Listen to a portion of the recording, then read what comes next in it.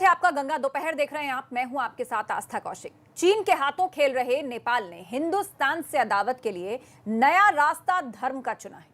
अब नेपाल धर्म युद्ध छेड़ने में लगा है और इसके लिए उसने करोड़ों हिंदुओं की आस्था के प्रति भगवान राम को अपना बताने की गुस्ताखी की है। नेपाल के प्रधानमंत्री केपी शर्मा ओली ने अयोध्या की जगह भगवान राम को नेपाल का बताया है। भारत की कड़ी प्रतिक्रियाओं के बाद भी ओली ने अपना बयान वापस नहीं लिया है और ना ही माफी मांगी है। लेकिन उनके इस बयान से हम देशवासियों को फिर से एक मौका मिला है ये समझने और समझाने का कि कैसे भगवान राम से जुड़ी हैं भारत की आस्थाएं, कैसे भारत के कण कण में है राम, कण कण में राम के सिर्फ और सिर्फ भारतीय होने का प्रमाण।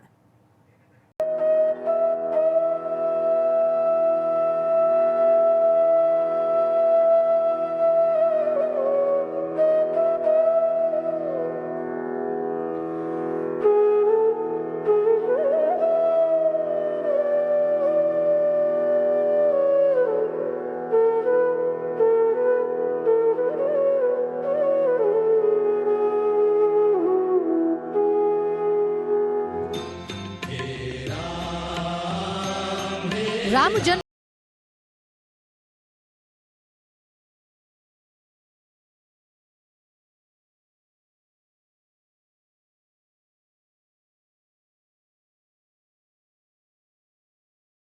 भारत के सांस्कृतिक साझीदार रहे नेपाल के पीएम का बयान विवाद से ज्यादा कुछ नहीं।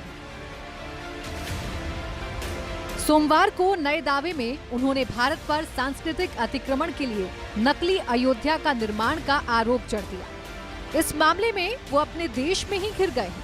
नेपाल की राष्ट्रीय प्रजातांत्रिक पार्टी के सह अध्यक्ष कमल थापा ने कहा कि प्रधानमंत्री को इस तरह के निराधार अप्रमाणित बयानों से बचना चाहिए। थापा ने ट्वीट किया, ऐसा लग रहा है कि पीएम तनावों को हल करने की बजाय नेपाल भारत संबंधों को और खराब करना चाहते हैं।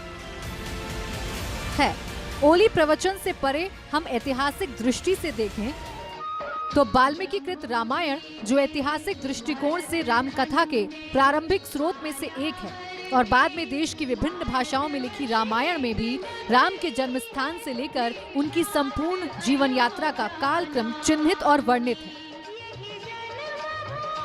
और वो ओली के हवाई झूठ की हवा निकाल देता है। अयोध्या के जिन तथ्यों का इतिहास में जिक्र है, अयोध्या को भगवान श्री राम के पूर्वज विवस्वान के पुत्र वैवस्वत मनु ने बसाया था। तभी से इस नगरी पर सूर्यवंशी राजाओं का राज महाभारत काल तक रहा। यहीं पर प्रभु श्री राम का दशरथ के महल में जन्म हुआ। कहते हैं भगवान श्री राम की जल समाधि लेने के बाद अयोध्या कुछ काल के लिए उजाड़ सी हो गई थी, लेकिन उनकी जन्मभूमि पर बना महल वैसे का वैसा ही था। भगवान श्री राम के पुत्र कुश ने एक बार पुनः राजधानी अयोध्या का पुनर्निर्माण कराया।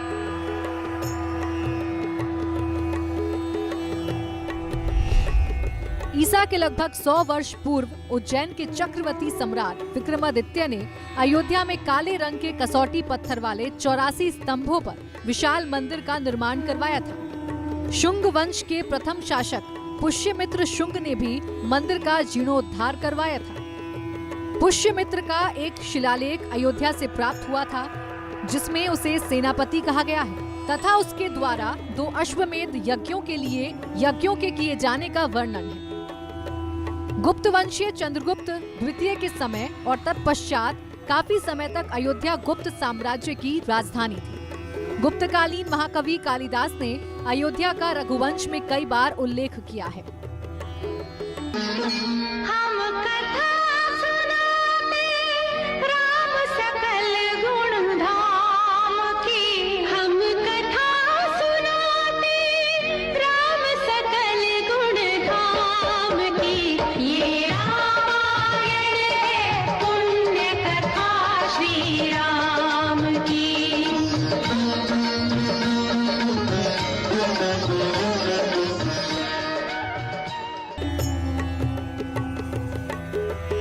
छह सौ ईसा पूर्व अयोध्या में एक महत्वपूर्ण व्यापार केंद्र था। इस स्थान को अंतर्राष्ट्रीय पहचान 5वीं शताब्दी में ईसा पूर्व के दौरान तब मिली जबकि एक प्रमुख बौद्ध केंद्र के रूप में विकसित हुआ। तब इसका नाम साकेत था। इसके बाद बाहरी आक्रमणकारियों के दस्ते आते गए।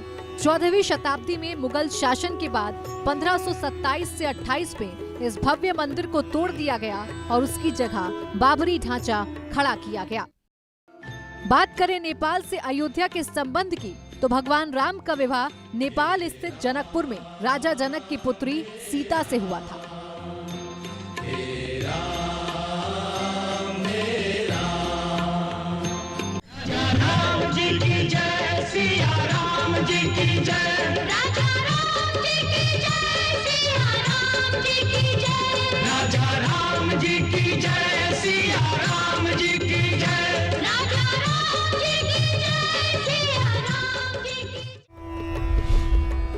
वाल्मीकि रामायण के अनुसार माता सीता का जन्म जनकपुर में हुआ था।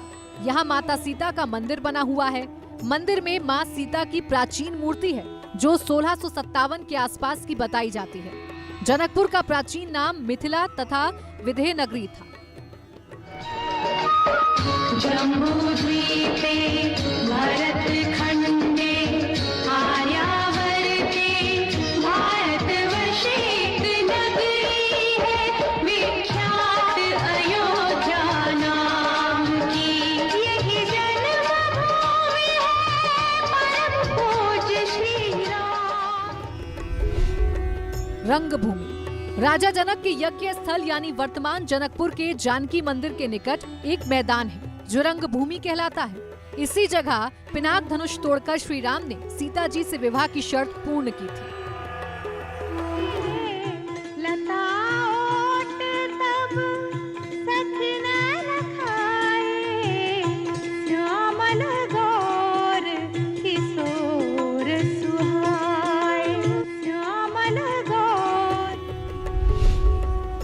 धनुषा धाम नेपाल।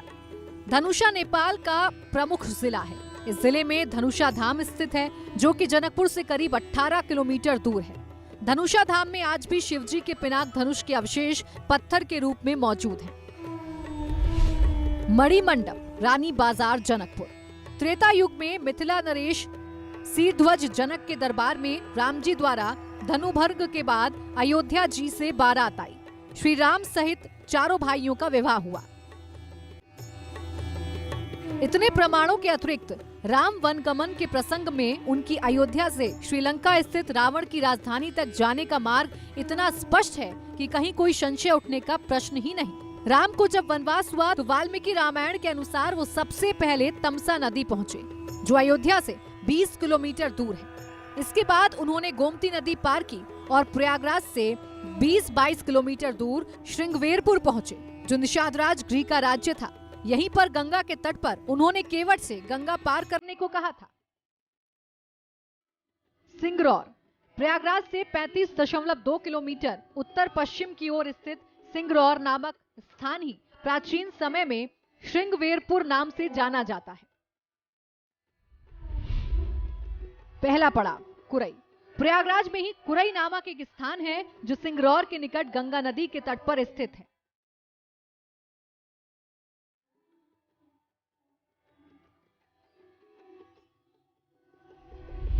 चित्रकूट के घाट पर प्रभु श्री राम ने संगम के समीप यमुना नदी को पार किया और पहुंच गए चित्रकूट। यहीं भरत और राम की भेंट हुई और चरण पादुका ले जाकर राज्य किया। तीसरा पड़ाव अत्रि ऋषि का आश्रम। सतना मध्य प्रदेश स्थित अत्रि ऋषि का आश्रम था। महर्षि अत्रि चित्रकूट के तपोवन में रहा करते थे।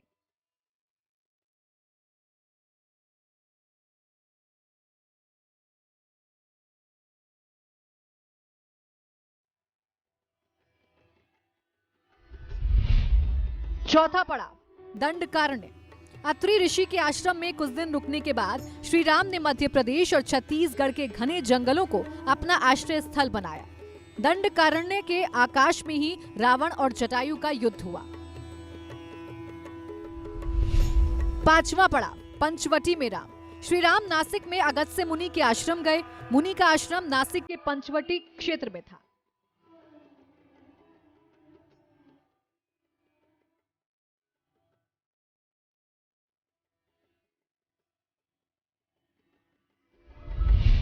छठा पड़ाव, सीताहरण का स्थान सर्वतीर्थ। नासिक क्षेत्र में शूर्पणखा, मारीच और खर व दूषण के वध के बाद ही रावण ने सीता का हरण किया। सातवां पड़ाव, सीता की खोज। सर्वतीर्थ जहां जटायु का वध हुआ था, वो स्थान सीता की खोज का प्रथम स्थान था। जटायु और कंबंध से मिलने के पश्चात ऋषिमुख पर्वत पहुंचे। रास्ते में वो पंपा नदी के पास शबरी आश्रम भी गए, जो आजकल केरल में स्थित है। केरल का प्रसिद्ध सबरीमलय मंदिर तीर्थ इसी नदी के तट पर है। नौवां पड़ाव, हनुमान से भेंट। मलय पर्वत और चंदन वनों को पार करते हुए वो ऋषिमुख पर्वत की ओर बढ़े। यहाँ उन्होंने हनुमान और सुग्रीव से भेंट की, सीता के आभूषणों को देखा और श्री राम ने बाली का वध किया। 10वां पड़ाव, कोढ़ीकरई। प्रभु श्री राम ने पहले अपनी सेना को कोढ़ीकरई में एकत्रित किया। 11वां पड़ाव, रामेश्वरम। भगवान श्री राम ने लंका पर चढ़ाई करने के पहले यहाँ भगवान शिव की पूजा की थी। रामेश्वरम का शिवलिंग श्री राम द्वारा स्थापित शिवलिंग है। राम सेतु, किसी समय ये सेतु भारत तथा श्रीलंका को भूगर्भ से आपस में जोड़ता था। ये पुल 30 किलोमीटर लंबा है। 12वां पड़ाव, धनुषकोडी। श्री राम ने रामेश्वरम के आगे समुद्र में वो स्थान ढूंढ निकाला जहां से आसानी से श्रीलंका पहुंचा जा सकता हो। उन्होंने नल और नील की मदद से उक्त स्थान से लंका तक का पुनर्निर्माण करने का फैसला लिया। इतने प्रमाणों के बाद नेपाल के प्रधानमंत्री का बड़बोलापन उनके उपहास का कारण बनने के अलावा कुछ और सिद्ध कर पाने में अक्षम है।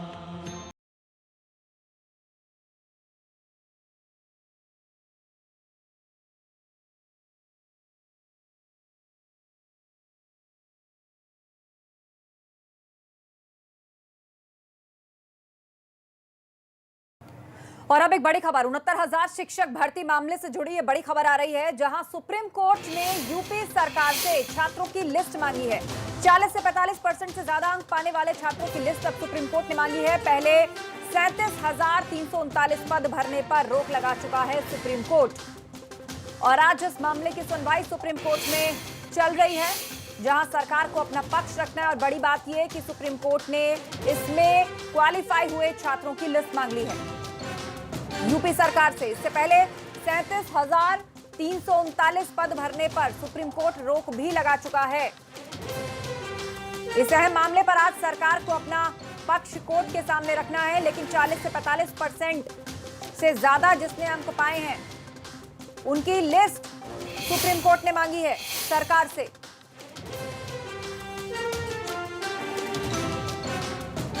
तो दरअसल सरकार इस भर्ती प्रक्रिया को पूरा करना चाहती है, लेकिन स्टूडेंट्स का एक ग्रुप है जिसका कहना है कि इतनी गड़बड़ी, इतनी धांधली की खबरें इसमें आई हैं, तो लिहाजा जांच पूरी हो, जिन्होंने फ्रॉड किया है उनको अलग किया जाए, फिर भर्ती हो। कुछ लोग री एग्जामिनेशन चाहते हैं, अलग अलग तरह की बातें हैं।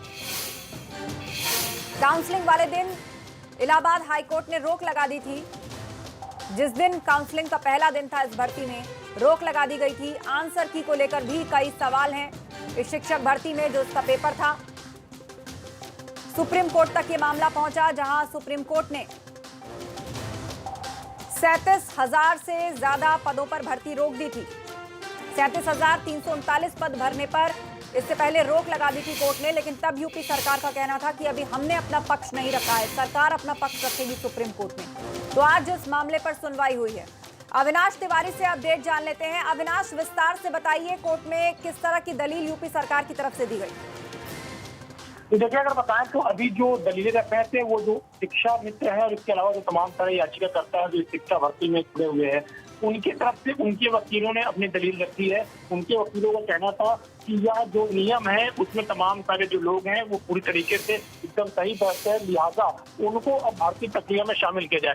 यूपी सरकार ने अभी अपना जवाब नहीं रखा है, चूंकि सुप्रीम कोर्ट में लंच हो गया है। अभी लंच खत्म हुआ है कुछ देर पहले, कुछ देर में फिर इसकी सुनवाई होगी। जब कुछ देर बाद सुनवाई शुरू होगी तब यूपी सरकार की ओर से उनका पक्ष रखा जाएगा।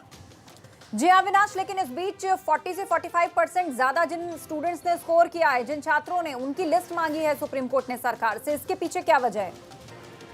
देखिए, जिस प्रकार से कट ऑफ को लेकर तमाम सारे जो याचिकाकर्ता हैं वो लगातार सवाल उठा रहे थे कि कट ऑफ को सही तरीके से नहीं घोषित किया गया। इसी को लेकर सुप्रीम कोर्ट ने उत्तर प्रदेश सरकार से जो कट ऑफ घोषित हुआ है, खासतौर से 40-45% से ज्यादा अंक पाने वाले छात्रों की जो मेरिट लिस्ट है उसकी मांग की गई है। उत्तर प्रदेश सरकार वो मेरिट लिस्ट अपने सुप्रीम कोर्ट को सौंपेगी। अभी चूंकि लंच हो गया सुप्रीम कोर्ट में, कुछ देर बाद फिर से सुनवाई शुरू होगी, तब उत्तर प्रदेश सरकार की ओर से वो लिस्ट सौंपी जाएगी सीलबंद लिफाफे में, जिस पर सुप्रीम कोर्ट फिर अपनी प्रतिक्रिया व्यक्त करेगा। आप नजर बनाए रखिए, तो लंच के बाद वापस से इस मामले पर सुनवाई होगी और नजर बनी रहेगी कि आखिर यूपी सरकार क्या दलील कोर्ट में देती है। अविनाश, जानकारी के लिए शुक्रिया आपका।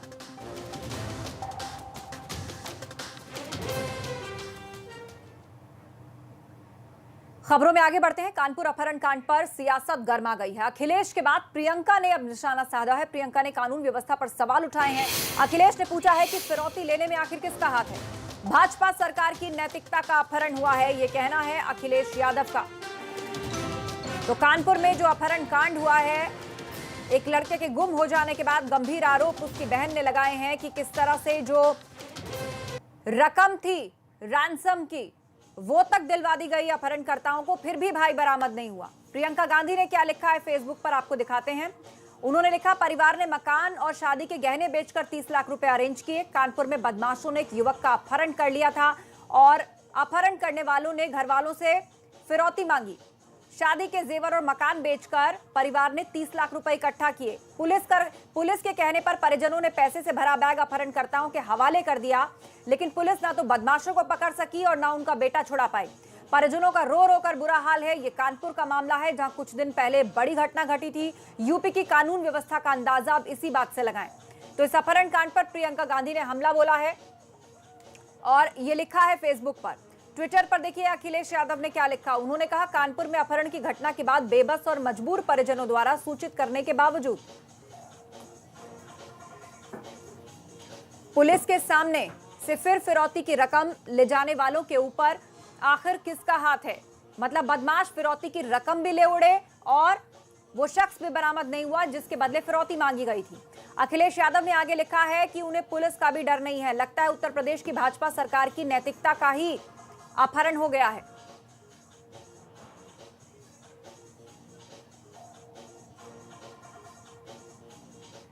दरअसल कानपुर में एक युवक का अपहरण हो गया, जिसके परिवार वाले लगातार पुलिस से मदद की गुहार लगाते रहे।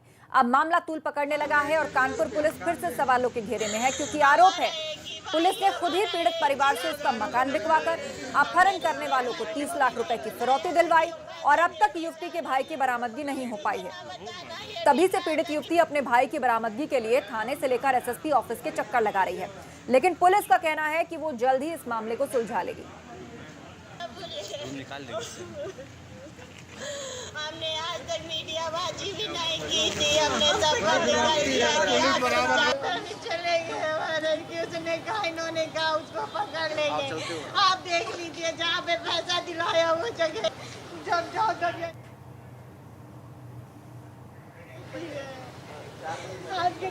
और इस बीच एबीपी गंगा के हाथ वो ऑडियो क्लिप लगा है जिसमें अपहरणकर्ता पीड़ित पिता से बातचीत कर रहे हैं। ये उस वक्त की बातचीत बताई जा रही है जब अपहरणकर्ताओं ने पीड़ित पिता को फोन पर बुलाया था, लेकिन पैसे लेने के बाद भी उनका बेटा नहीं मिला है। हालांकि अभी जो ऑडियो हम आपको सुनाने जा रहे हैं, हम उसकी पुष्टि नहीं करते हैं। हेलो, कहाँ पहुँचे? अरे पुल के ऊपर खड़े हैं बिल्कुल। और थोड़ा आगे बढ़ो। कहाँ? हेलो, कहाँ बढ़े? थोड़ा और आगे बढ़ो, उसी पुल पे थोड़ा और आगे बढ़ो। हैं? थोड़ा सा और आगे बढ़ो उसी पुल पे। इसी पुल पे थोड़ा आगे? हाँ, थोड़ा और आगे आओ।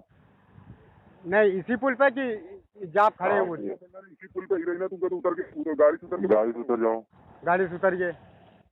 अब आगे बढ़ो, पैदल बढ़ो। पैदल हम बढ़ रहे। और आगे आओ। हाँ बढ़ गए। हाँ बढ़ रहे। खड़े हो जाओ, यहीं पे लो खड़े।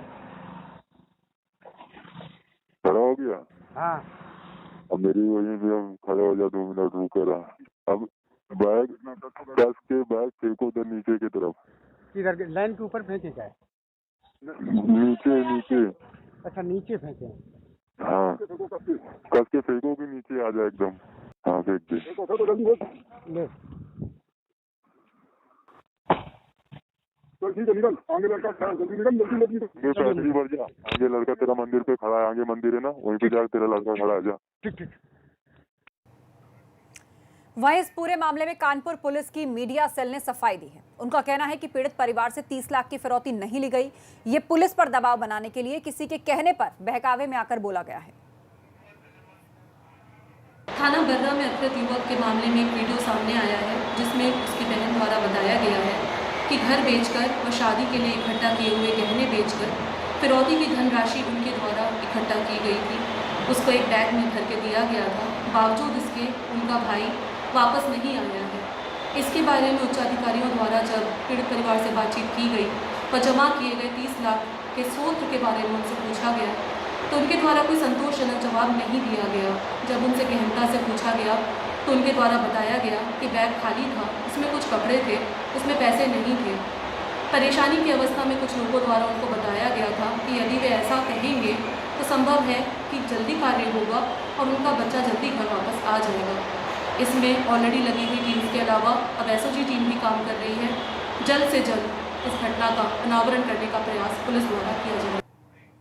यहाँ रुक रहे एक ब्रेक के लिए।